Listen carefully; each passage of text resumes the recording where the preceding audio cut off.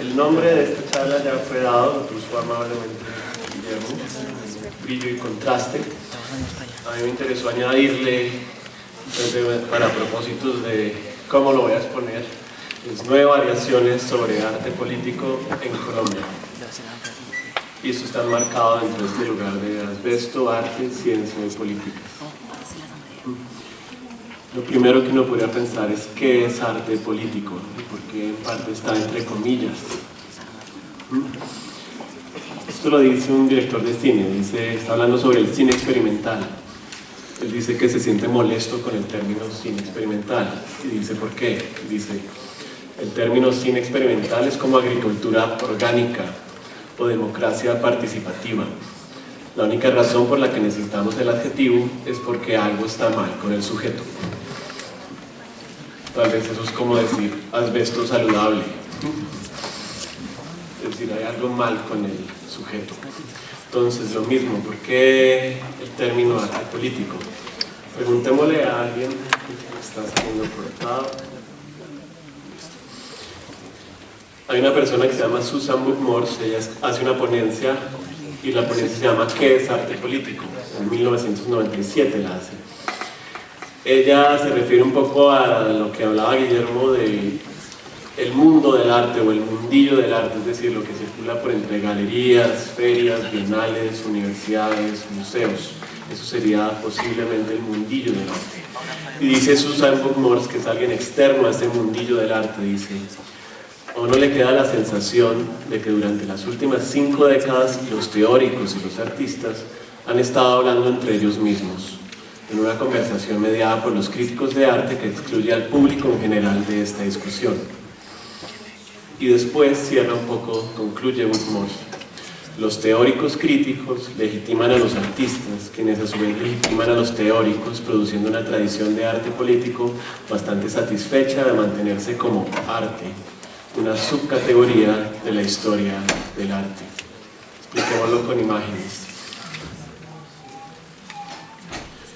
Recientemente, a raíz de la temporada de Casa de Arte que se da siempre con la Feria de Arbo, varios medios publicaron noticias sobre el mundillo del arte en Colombia.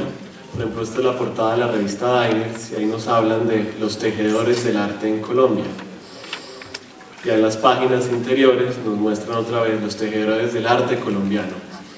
Interesante es el lapsus de en la portada poner arte en Colombia y aquí poner arte colombiano.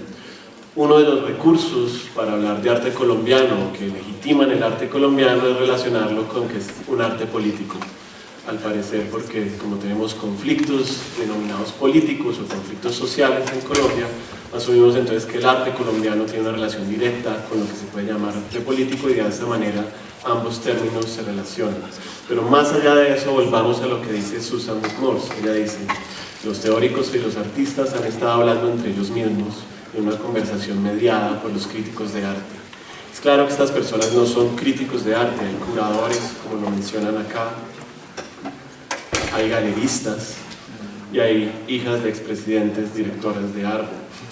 Aquí también hay funcionarios, hay personas que tienen fundaciones de arte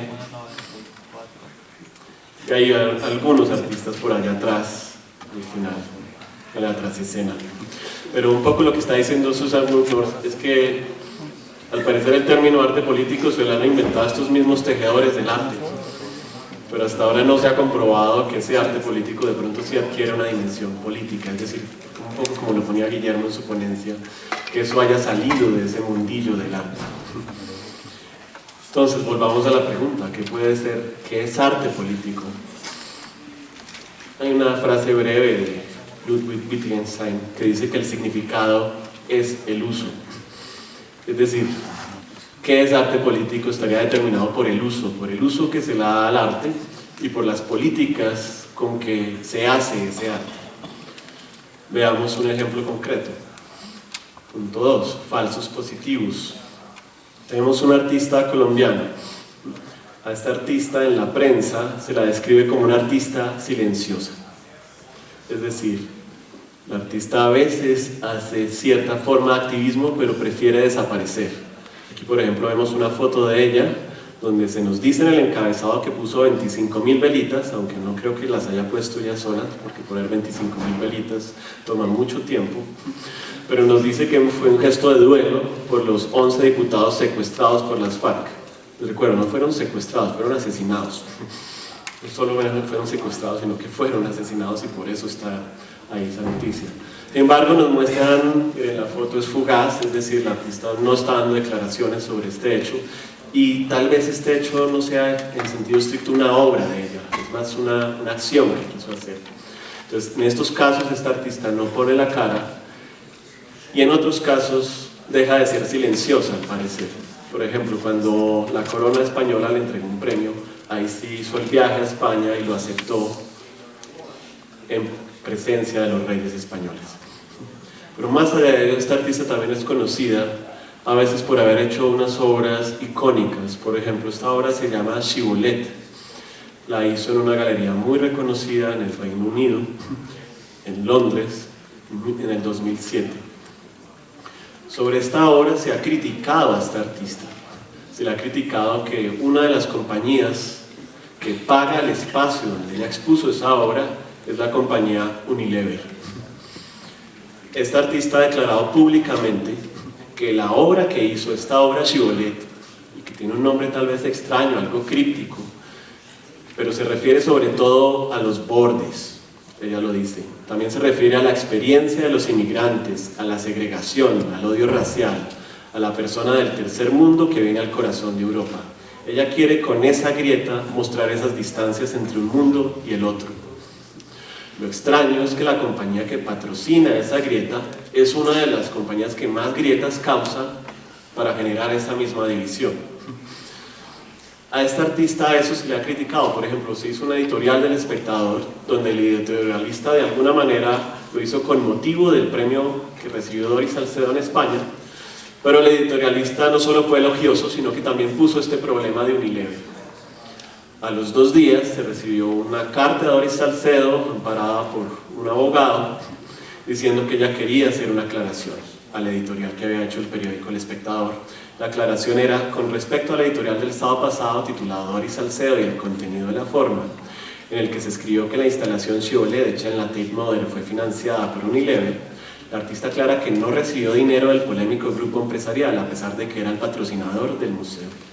Salcedo señala que ella misma pagó toda la instalación de la grieta e incluso se retiró antes de tiempo, durante la comida inaugural, para no tener que saludar al presidente de la compañía.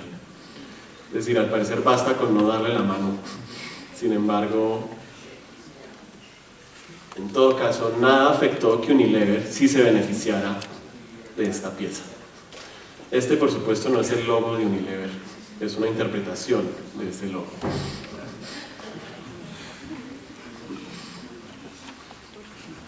Entonces, al parecer hay que ocultarse a veces, hay que no dar la mano, hay que retirarse, hay que meter la cabeza en la grieta, así esa misma grieta esté tratando de evidenciar los problemas de la grieta. Otra obra de Doris Salcedo se llama Plegaria Muda, la viene haciendo desde 2011, son más de 133 mesas. Sobre estas mesas, como todo lo que hace esta escultora, que es impecable en su factura, escoge unas mesas con una muy buena proporción, una proporción alargada, y las mesas casi a manera de sándwiches tienen prensada túmulos de tierra. Los túmulos también son de una manera escultórica, no saben cómo es que no se desmoronan. Como siempre sucede con la Doris Salcedo, hay una mezcla como de fragilidad, pero también de una gran pericia escultórica de concreción.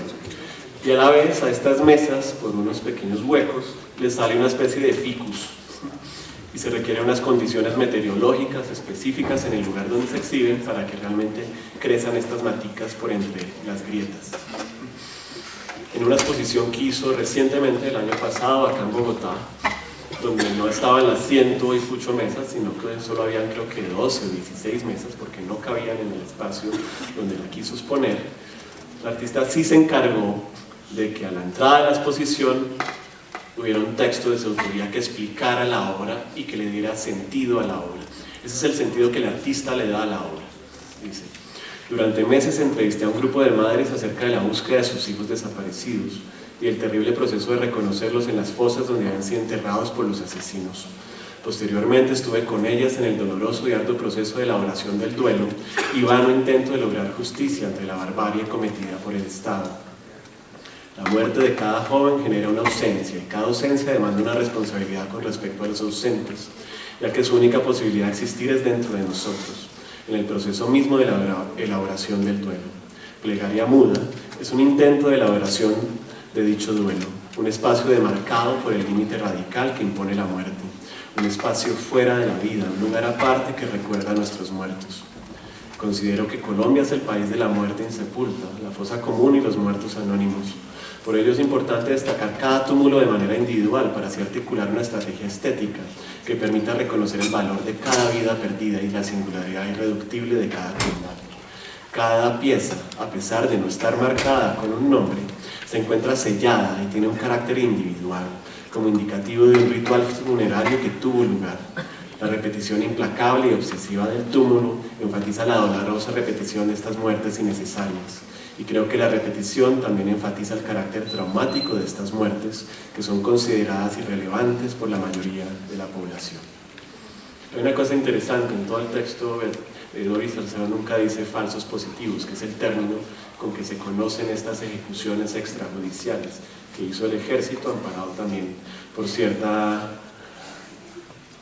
omisión estatal. El año pasado, el Banco de la República de Colombia, es decir, el mismo Estado colombiano, en su reporte de contratación, señala que compró 3 de estas mesas a la Galería Alexander Bonin de Nueva York por una suma de $686.560.000, es decir, casi 1.200 millones de pesos. Resulta extraño que esta obra, que tiene este aspecto ritual, que está mirada como una pieza integral, se venda al detalle. Pero más allá del carácter moral que se le quiera poner al dinero, sería bueno pensar hasta qué punto estos más de 1.200 millones de pesos no solo salieron rumbo a la cuenta de la Galería Alexander Bonin en Nueva York, sino hasta qué punto esos 1.200 millones después retornaron al país. Tal vez ayudarle a estas madres que se mencionan acá o a sus abogados para que persistan en la causa jurídica para lograr al menos una condena por el caso de las ejecuciones extrajudiciales. Ahí, en caso de que retornara algo de este dinero, tal vez sí se completaría una obra política. De lo contrario, tal vez solo estaríamos mirando o la estetización de la política o la politización de la estética, o solo estaríamos mirando 1.200 millones de pesos que salieron del país y nunca van a volver, y realmente no van a tener incidencia más allá de lo simbólico, en un caso concreto que no lo he traído yo a colación, lo trae la misma artista a colación. Un caso menor, pero que está en concordancia con este. Hace 2 años, durante la semana de la Feria de Arbos, se inauguró una exposición en la Galería Casa Rigner. En esta exposición, que era un homenaje a la artista Beatriz González, varios artistas fueron, y fuimos, entre los que me incluyo invitados, a hacer una obra en homenaje a Beatriz González. Doris Salcedo fue una de ellas. Sin embargo, el día de la inauguración hubo lo que llamo un performance involuntario de Doris Salcedo. Ese día, esta era la pieza de Doris Salcedo, repito, una pieza impecable, una pieza frágil pero sólida. Pero al lado de esta pieza, todo el tiempo, hubo un celador. Y el celador estaba armado. Aquí pueden ver algo que parece inocuo, pero era una pequeña varillita muy efectiva, de esas que se pueden desenvolver así. Y el celador no le quitaba la vista a la obra. Era un gesto bastante odioso, sobre todo porque las otras obras no estaban custodiadas de esa manera. Y vaya uno a saber si era también un gesto intencional del artista, es decir, que no solo este ente está haciendo esculturas, sino performance, y quería ponernos en juego en algo, en un espíritu como de seguridad, o tal vez el celador tenía un nombre judío y era el que velaba por la pieza, o tal vez estaba esperando que alguien fuera a dañar la pieza como para hacerse famoso a raíz de dañar una pieza de Doris Salcedo, o tal vez era una tontería, tal vez eran solo las compañías de seguros que exigían que para poder mostrar esa pieza ahí tenía que haber un celador al lado. Lo extraño es que los artistas que hablan de lo político al parecer están muy concentrados en este lugar, pero no se concentran en este. Entonces, ¿con qué derecho uno va a criticar al mundo si uno tampoco se fija en las circunstancias de ese mundo que rodean las obras mismas que uno hace? Entonces, 3, acción de tutela artística. Este es un ejemplo y es un artista que se llama Peter von Tiesenhausen. ¿Qué le pasa a Peter von Tiesenhausen? A Peter von Tiesenhausen le van a hacer en un terreno que tiene un oleoducto.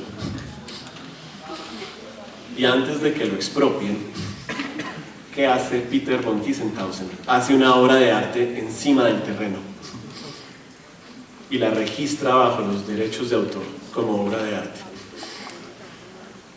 De manera que la empresa petrolera que quería expropiarlo y pasar su línea de oleoducto por ahí no lo puede expropiar porque está protegida bajo los derechos de autor. Aquí pueden encontrar la noticia también en español. Por supuesto, estas noticias a veces no se difunden mucho. El artista tal vez no tenga el registro de Doris Salcedo y uno solo las encuentra en páginas de estas como Ecocosas o cosas de ese estilo, o en páginas consideradas como muy contestatarias, pero de alguna manera este tipo de actitudes no tienen el mismo despliegue que si tienen las de otros artistas. Pero veamos una de los otros artistas. Esta es una obra de Beatriz González, se llama Auras Anónimas. Aquí está la invitación al día en que se inauguraba esta obra en el cementerio central, en los columbarios del cementerio. Unos columbarios que aquí se puede ver el abandono en que están, y aquí se pueden ver como algunas de las obras que hizo Beatriz González y que ubicó en cada uno de estos nichos. Esta es la descripción que hace el escritor Antonio Caballero sobre esta pieza. Como era de esperarse, las autoridades municipales responsables del cementerio central, que querían acabar con los hermosos columbarios, querían hacer ahí un patinódromo y una ludoteca. Alcanzaron a tumbar 2, después de abandonar un proyecto de recuperación estética del difunto arquitecto Rogelio Salmona. Para salvar los restantes y conservar la memoria perdida de esta ciudad sin recuerdos, la pintora Beatriz González y la instaladora Doris Salcedo interpusieron lo que podría llamarse una acción de tutela artística. Y lograron que, por lo menos hasta el año 2011, para cuando está prevista una restauración general del cementerio, se conserven los viejos edificios con sus nichos funerarios intactos, aunque vacíos, tapados por una lápida, por 8.957 lápidas, en la que se repite de manera obsesiva en 8 modos la escena diseñada por Beatriz González, que muestra en negro sobre blanco una interminable procesión de cadáveres cargados, de cargueros de cadáveres. Ahí están, dice ella, las auras anónimas de todos los muertos que por ahí pasaron, haciendo del lugar lo que fue siempre, un sitio ceremonial de la memoria. Los columbarios del cementerio central no tienen flores, no tienen dolientes, como dice el artista, han sido devueltos a los gatos, a las palomas, a las culebras, añade Caballero, a los perros vagabundos y a las gentes abandonadas de la calle que andan por ahí, a sus dueños. Para quien pasa adelante, la reja está cerrada, vienen a la memoria los versos del soneto de Quevedo. Miré los muros de la patria mía y no hallé cosa en que poner los ojos que no fuese el recuerdo de la muerte. El texto de Caballero se llama Los muros de la patria, y aquí vemos el día en que Doris Salcedo, la instaladora, y Beatriz González, la pintora, interpusieron su acción de tutela artística que evitó que tumbaran esos columbarios. Entonces los artistas sí pueden a veces interponer ese tipo de acciones. Puede que uno de pronto no esté de acuerdo con el contenido de la obra, que le guste o que no le guste, pero de alguna manera a veces sí logran ser efectivos en su acción. Eso lo podríamos llamar a veces un efecto Guernica. Por ejemplo, tal vez en el futuro, cuando no recordemos bien qué pasó en el Palacio de Justicia, pero sí recordemos bien quién es Doris Salcedo, nos acordemos de lo que hizo en el Palacio de Justicia cuando en un día empezaron a botar sillas del techo amarradas con un alambre, y cada silla de alguna manera representaba una figura, y esa figura se relacionaba de alguna manera con la figura de muertos durante la toma por parte del M-19 del Palacio de Justicia y la retoma por parte del ejército del Palacio de Justicia. O tal vez en el futuro, cuando ya no nos acordemos que se conocía por los falsos positivos, pero sí recordemos a nuestra artista Doris Salcedo, recordaremos esta obra y diremos, esa tiene que ver algo con los falsos positivos. O más adelante, cuando no recordemos que fue Abu Ghraib, que fue ese lugar donde, esa cárcel donde el ejército norteamericano en Irak torturó y les tomó fotos a los prisioneros iraquíes. Sí recordemos a través de Fernando Botero esa obra, porque Fernando Botero hizo una obra en relación a esas fotos. Que le guste o no la obra tal vez no importe, pero el nombre de Fernando Botero queda atado a esto, y cuando uno busca Abu Ghraib en el buscador de imágenes de Google, a veces empiezan a aparecer más imágenes de Botero que las imágenes que tomaron los soldados norteamericanos. O tal vez, cuando tratemos de recordar qué estaba pasando en Medellín en 1995, lo recordaremos por esta obra, por un lado voluntaria y por el otro lado involuntaria, de Fernando Botero. Botero donó esta paloma a Medellín, enfrente de la paloma pusieron un carro bomba. Botero donó otra paloma y la exigencia de Botero fue que dejaran las dos palomas ahí. Es decir, ¿qué sería el efecto Guernica? Igual que sucede con el caso de Picasso y el Guernica. No nos acordaríamos de ese pueblo español o de ese municipio ahora español. No recordaríamos que lo bombardeó el ejército alemán a pedido del ejército golpista de Franco durante la Guerra Civil Española del siglo pasado. Sin embargo, un pintor famoso hace una pintura, le pone Guernica, y gracias a la fama del artista, a la figura del artista y a crear un ícono, se genera un recuerdo. Un ejemplo local está esta pintura que se llama La Violencia. Es de un pintor que se llama Alejandro Obregón, es de 1962. Esta pintura, usada por profesores de colegio, les ayuda a los profesores de colegio a que con la imagen se memorice un periodo conocido en Colombia como el periodo de la violencia. Tal vez para algunos no sea la mejor pintura de Obregón. Sin embargo, a pesar de que no sea la mejor pintura, sí tiene un valor icónico, y gracias también a la fama de Obregón se genera un efecto Guernica. Por supuesto, nadie sabe para quién trabaja. Esta pintura durante mucho tiempo permaneció en la casa de Hernando Santos, el director del periódico El Tiempo. Y en una página de las sociales del periódico El Tiempo, no solo el director del periódico El Tiempo, sino otros se dieron una palomita. Esta fue la palomita que se dieron. Describe las páginas sociales de este periódico. Ante la violencia, el famoso cuadro del maestro Alejandro Obregón, dialogan precisamente sobre la forma de erradicarla del país Hernando Santos Castillo, el expresidente López Miquelsen, el cardenal Mario Rebollo Bravo, el expresidente Pastrana Borrero y Fabio Echeverri Correa. Es decir, ellos querían erradicar la violencia, hablan enfrente de ese cuadro, y quién sabe qué entienden por erradicarla. Deberían tal vez erradicarse ellos, pero no sabían. Por supuesto, este ya está erradicado, pero miren, aquí representa al poder político. Y el poder político entroncado con la gran prensa. Aquí vemos al gran representante del Partido Conservador, al gran representante del Partido Liberal, al gran representante de los gremios, de la industria, y al gran representante de la iglesia, todos reunidos en la misma foto.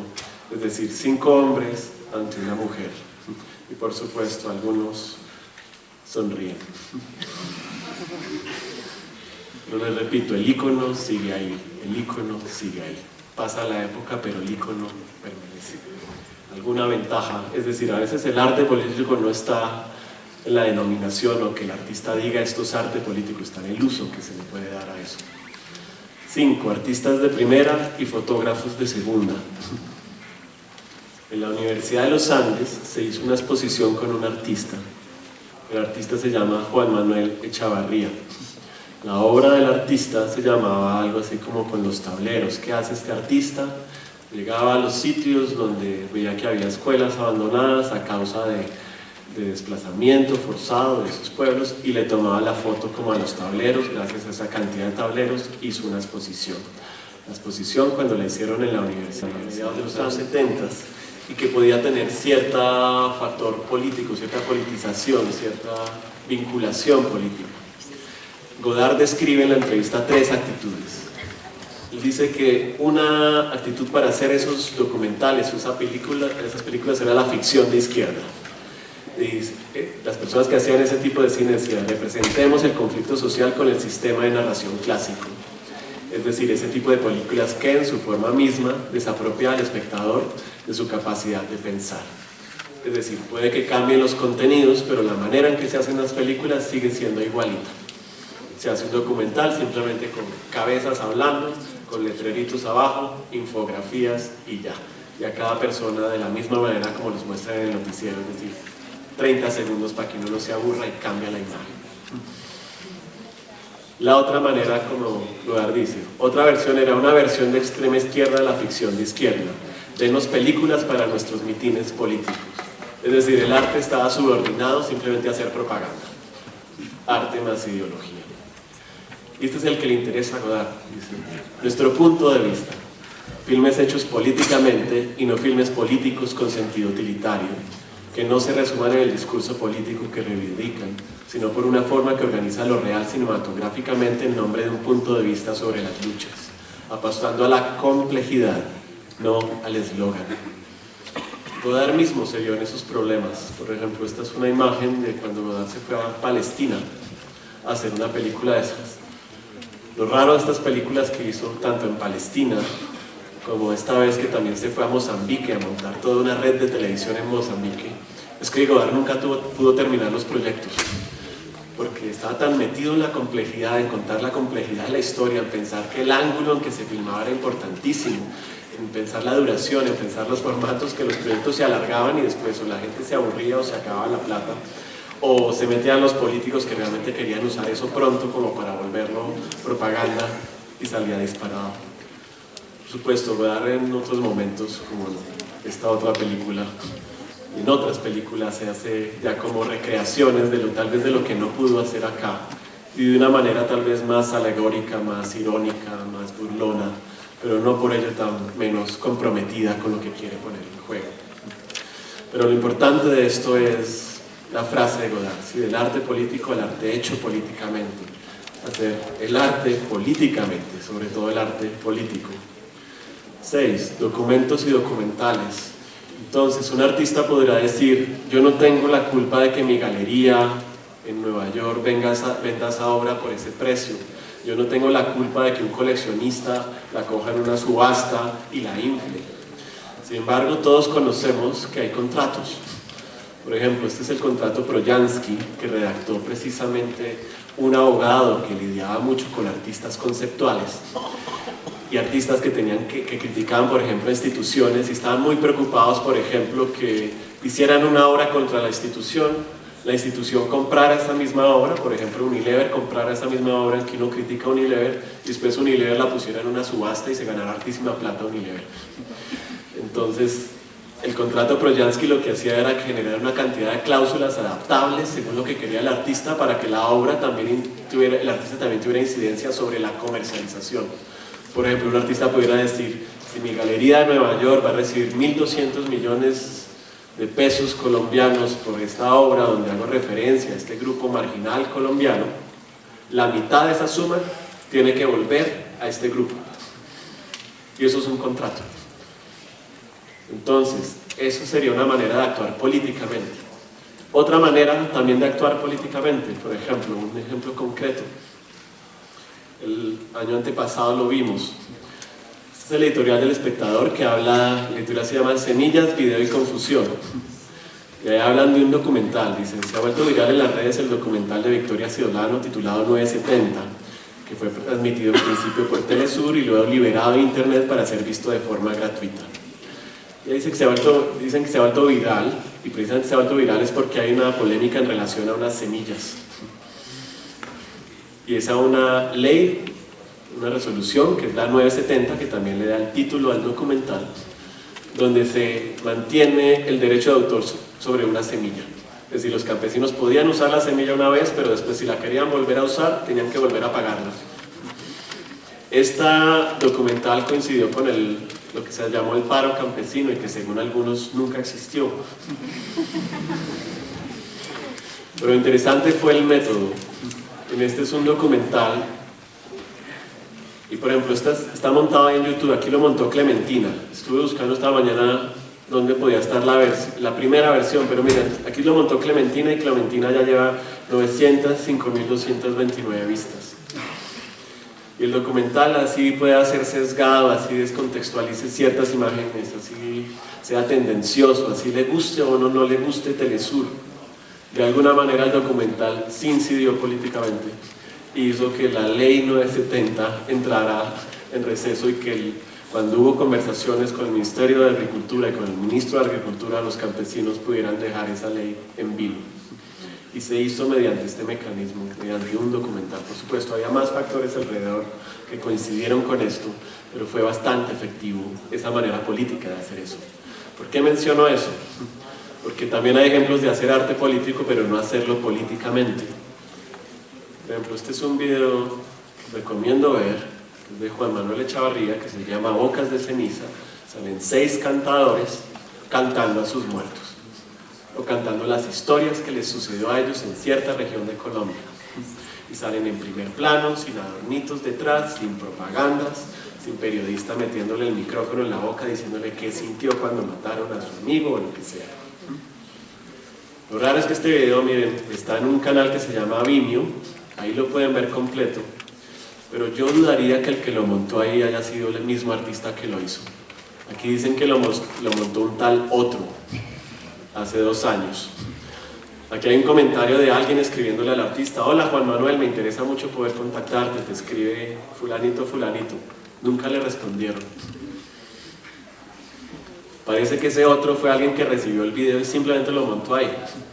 ¿Y por qué digo eso? Porque cuando uno se mete al canal de Juan Manuel Echavarría, de este artista, ahí solo encuentra videos que están montados en páginas de una galería y videos breves, o encuentra uno este último documental de Juan Manuel Echavarría que se hizo el año pasado, que dura 67 minutos, que hasta donde he podido entender la historia es bastante interesante en el sentido de que está filmado en un pueblo donde llegan muertos en el río.